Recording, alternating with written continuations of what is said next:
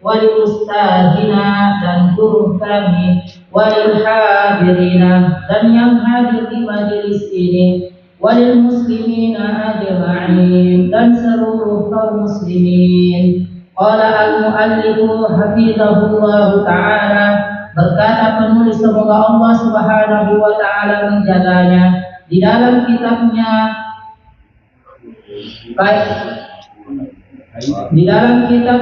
Qawaid Qur'aniyah ma'asyarhikum hafizakumullahu ta'ala, bersama dengan penjelasan engkau semoga Allah Subhanahu wa ta'ala menjagamu. Amin ya rabbal alamin. Amin. Sebagai seorang manusia biasa, tentu sering didengki oleh orang-orang yang tidak senang kepadanya disebabkan karunia Allah yang diperolehnya.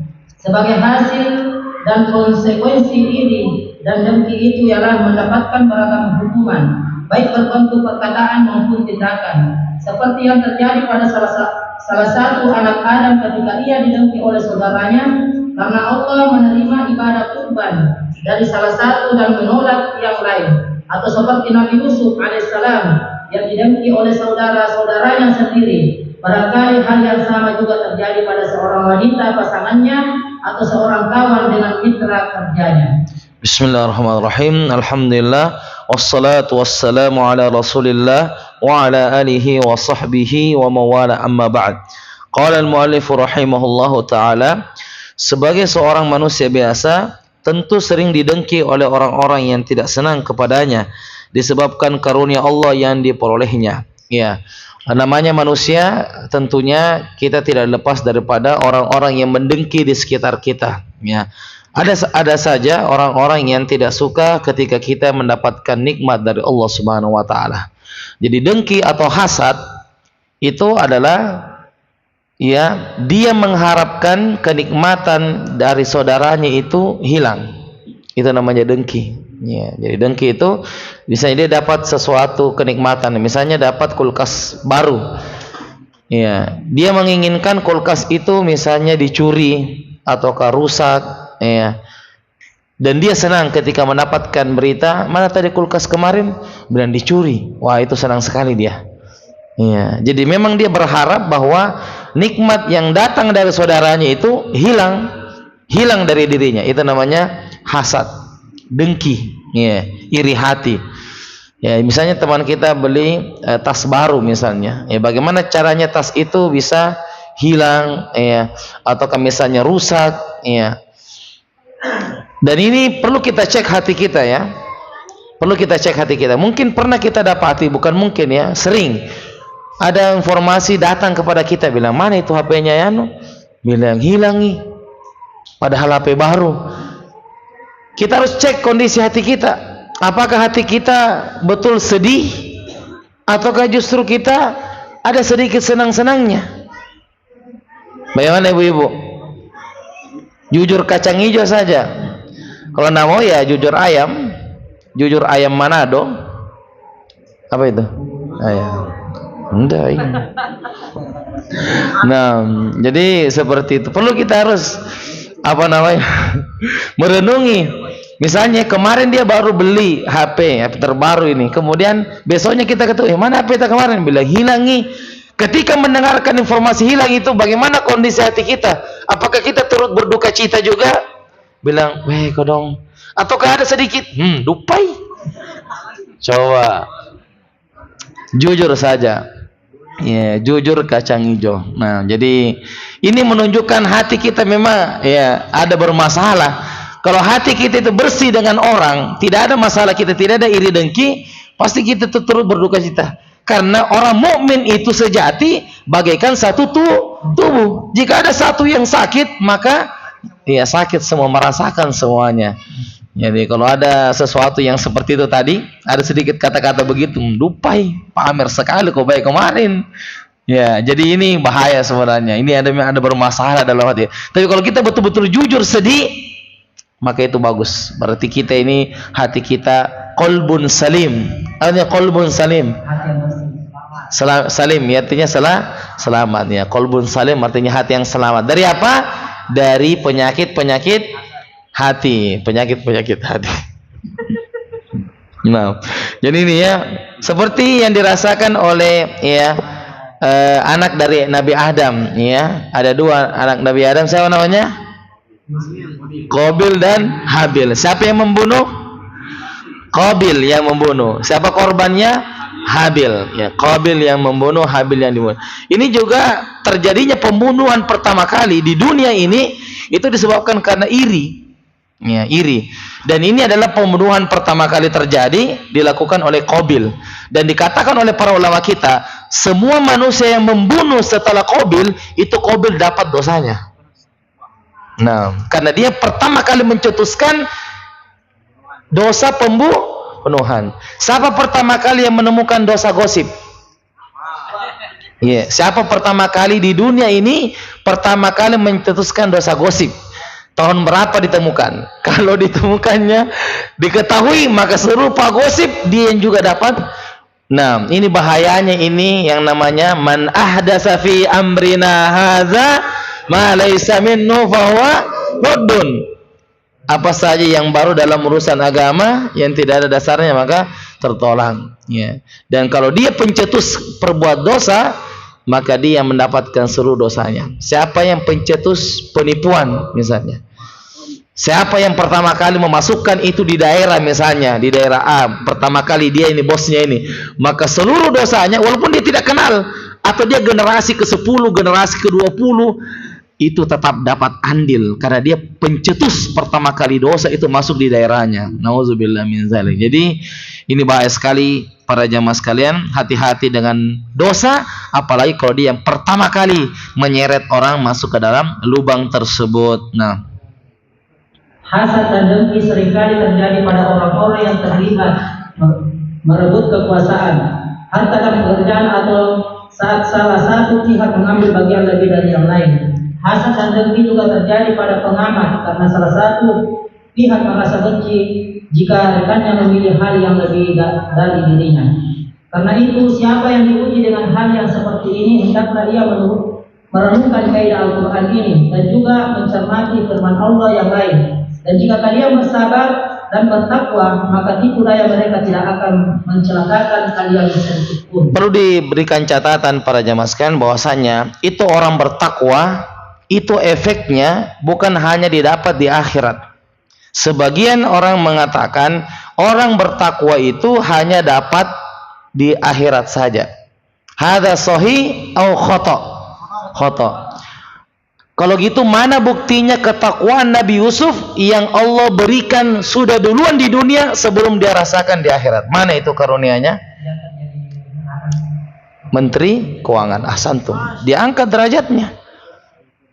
Jadi kalau takwa itu mengatakan nanti di akhirat, tidak. Takwa itu sudah didapatkan di dunia sebelum dia dapatkan di akhirat. Wa may yattaqillaha yaj'al lahu makhraja. Siapa yang bertakwa akan diberikan jalan keluar. Belum. Wa yarzuquhu min haitsu la yahtasib, dan akan diberikan rezeki dari arah yang tidak disangka-sangka. Siapa itu? Orang yang bertakwa. Ittaqillaha haitsu ma kunta. Ya, bertakwalah kepada Allah dimanapun kalian berada. Jadi ini takwa ini, rezeki ini ada kaitannya dengan takwa. Ya.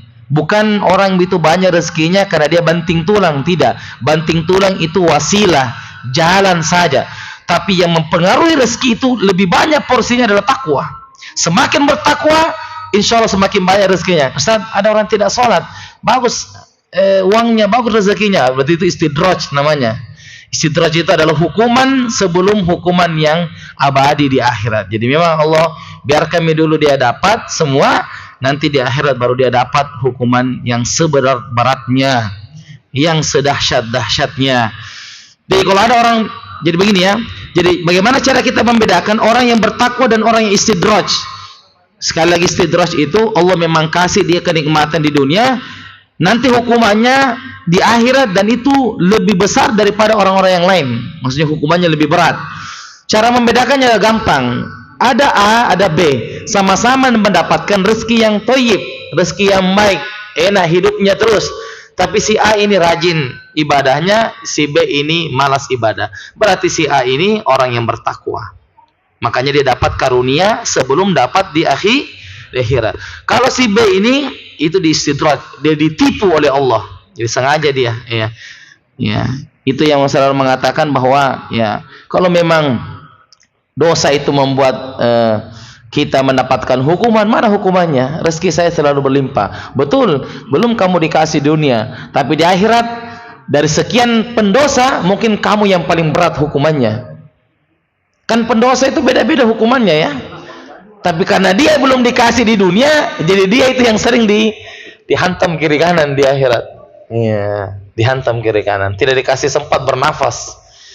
Iya, nauzubillah min zalik. Jadi saya ulangi, takwa sudah mendapatkan buahnya di dunia sebelum di akhirat. Nah, bentuk penerapan kaidah Al-Quran ini terulang dalam surah Al-Imran dalam 3 tempat. Semuanya disebutkan dengan redaksi wa in tasbiru wa tattaqu, dan jika kalian bersabar dan bertakwa. Pertama, yaitu pada perang Uhud, Allah berfirman, dan jika kalian bersabar dan bertakwa, maka tipu daya mereka tidak akan mencelakakan kalian sedikit pun. Quran surah Al-Imran ayat 120.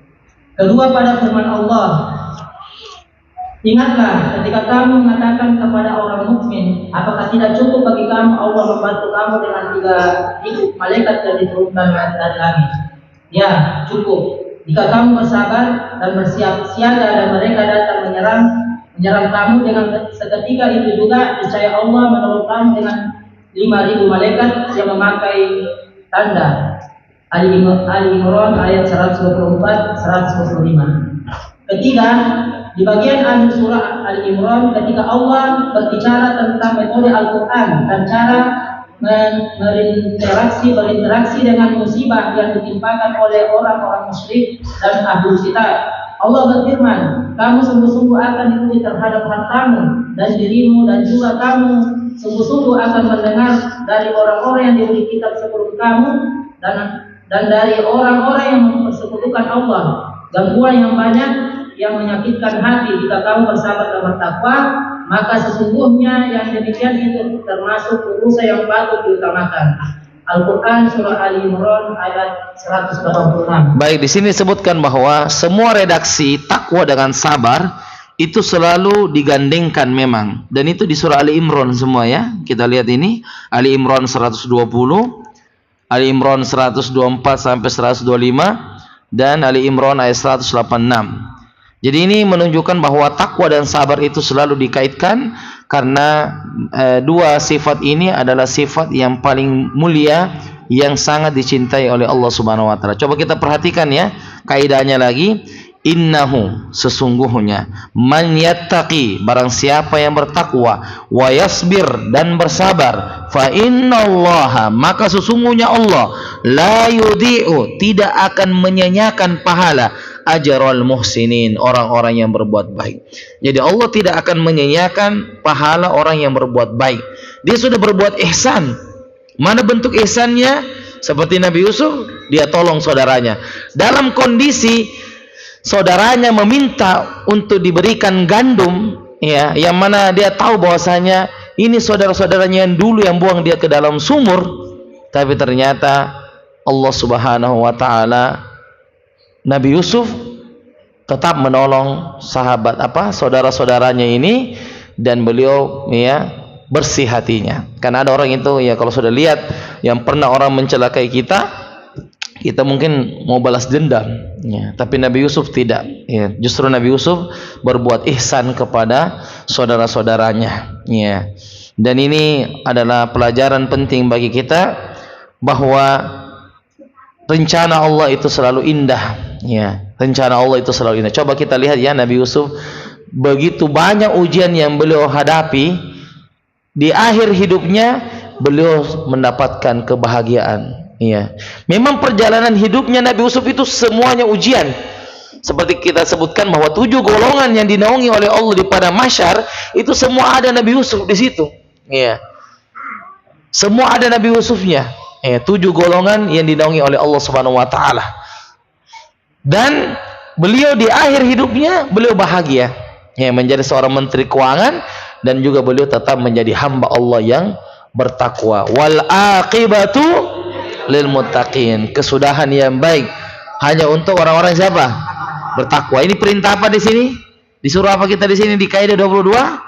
Bertakwa dan bersabar. Kita disuruh untuk bertakwa juga. Jadi luar biasa ya kaidah ini, bahwa ujian itu akan menimpa kita, tetapi bukan dihadapi dengan marah-marah, bukan dihadapi dengan kita kecewa, tetapi kita hadapi dengan bertakwa dan bersabar. Ya ayyuhalladzina amanu sta'inu bi apa? Bi apa? Bisabri wassalah. Innallaha masabirin. Wahai orang beriman, minta tolonglah kepada Allah dengan alternatif salat dan sabar, ya. Dan sesungguhnya Allah bersama dengan orang-orang yang sabar, ya. Untuk itu di kaidah ke-22 ini menguatkan bagi kita bahwa sudah banyak contoh-contoh orang yang dikenakan ujian oleh Allah, tetapi selalu dihadapi dengan sabar dan takwa, sehingga Allah Subhanahu wa taala memberikan hadiah yang terbaik berupa pahala di dunia, berupa kesenangan di dunia, dan di akhirat lebih-lebih daripada pahala tersebut. Baik, sebelum kita tutup para jemaah sekalian, kita memurajah ya apa yang telah kita sebutkan. Jangan sampai kita lupa ya. Nah, rugi kita ini kita pelajari kalau kita lupa. Ya. Barakallahu fiik. Ya. Afatul ilmi an-nisyan, kata para ulama kita, musibah ilmu itu adalah lupa. Ya, musibah ilmu itu adalah apa? Lupa. Itu musibah kita itu. Ya. Apa hukumnya misalnya kita bayar zakat fitrah ya, tetapi dengan uang. Ya, kemudian kita bilang ada dulu pernah Anda bilang Ustaz tapi lupa-lupa. Waduh, hancur kita. Ya, musibah itu. Bagaimana hukumnya kita ini? Apakah orang itikaf ini mesti setiap masuk harus tahiyatul masjid? Ada kayaknya dulu pernah sampai Ustaz tapi enggak tahu juga, lupa-lupa. Ini jangan sampai dia berfatwa, bahaya dia. Kalau dia berfatwa, kalau dia bilang apa? Lupa-lupa, atau bilang kayaknya tidak ji. Waduh. Bukan ilmu itu kalau kita bilang kayaknya, kalau tidak salah salah itu. Ya. Ya kalau kita bilang kayaknya ini atau kalau tidak salah, enggak salah itu. Jadi tolong jangan berfatwa dengan ya seperti itu, ya. Jadi kita harus memuroja agar kita tidak lupa. Baik, kaidah yang ke-13. Ba'ukum wa abna'ukum la tadruna ayyuhum aqrabu lakum naf'a. Artinya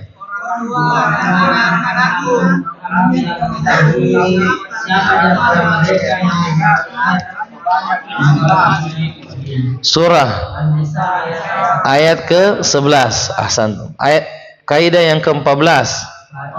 Falam yastajibu laka fa'lam annama yattabi'una ahwa'ahum. Maka jika mereka tidak menjawab tantanganmu, ketahuilah bahwa sesungguhnya mereka hanya mengikuti hawa nafsu mereka belaka. Surah Al-Qasas ayat 48 sampai 50. Kaidah yang ke-15.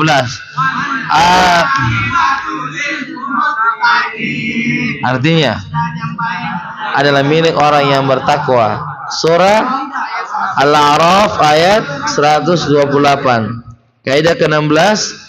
Qul la yastawil khabithu wat thayyib. Katakanlah tidak sama yang buruk dengan yang baik. Surah Al-Maidah ayat 100. Kaidah ke-17. Inna khaira man istajartal qawiyul amin. Sesungguhnya orang-orang yang paling baik yang kamu ambil untuk bekerja pada kita ialah orang yang kuat lagi dapat dipercaya. Surah Al-Qasas ayat 26. Kaidah ke-18.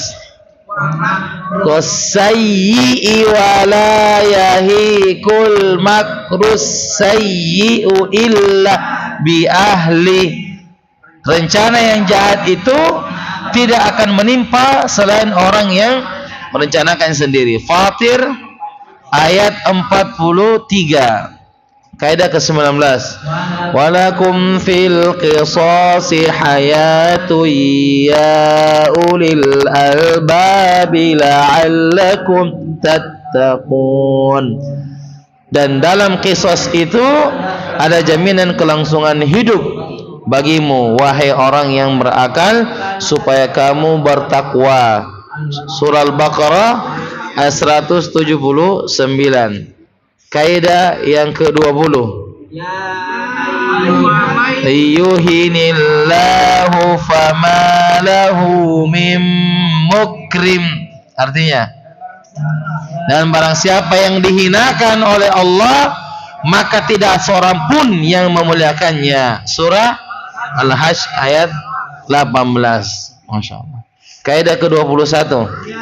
Ya ayyuhalladzina amanu taqullaha wa kunu ma'as sadiqin. Nah, wahai orang-orang beriman, bertakwalah kepada Allah dan hendaklah kamu bersama orang-orang yang benar. Surah At-Taubah ayat 119. Kaidah ke-22. Innahu man yattaqi wa yasbir fa innallaha la yudhi'u ajral muhsinin. Sesungguhnya barang siapa yang bertakwa dan bersabar, maka sesungguhnya Allah tidak menyia-nyiakan pahala orang yang berbuat baik. Surah Yusuf ayat 88 sampai 90. Insyaallah untuk pelajarannya besok ya, kita akan dengarkan dari para jamaah dari makna dan contoh kehidupan dari kaidah yang ke-22 ya, dan mudah-mudahan Allah Subhanahu wa taala memberikan kita taufik dan senantiasa memaksimalkan ibadah di 10 malam terakhir ini yang merupakan malam-malam terbaik sepanjang tahun. Dipergunakan waktunya untuk mengisi mendekatkan diri kepada Allah Subhanahu wa taala. Subhanakallahumma bihamdik asyhadu an la ilaha illa anta astaghfiruka wa atubu ilaik. Wassalamualaikum warahmatullahi wabarakatuh.